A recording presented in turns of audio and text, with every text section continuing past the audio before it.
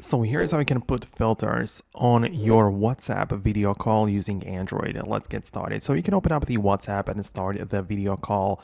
And inside of the main page where you can see that we are calling, there is a little button for the camera, right? So you can check out what it would look like. So you can tap on the little camera, and this gives you the ability to apply some video call effects. So you can at first apply the color background, which basically can be a color. It might be a blurry version of the real background, or you can even upload a picture from your gallery. Then you can also adjust your face, so that might be for the smoothness effect, which is available right there. You can adjust it a bit more if you want to, right? And then below we also have the auto framing, which is a bit more of a feature. It's not really a filter, but it can keep you inside of your screen, like in the middle, right?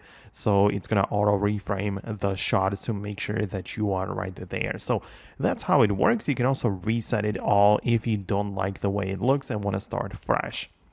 You can also tap on the little gear icon for the settings, and it will move you over into a page where you can enable or disable the video call effects.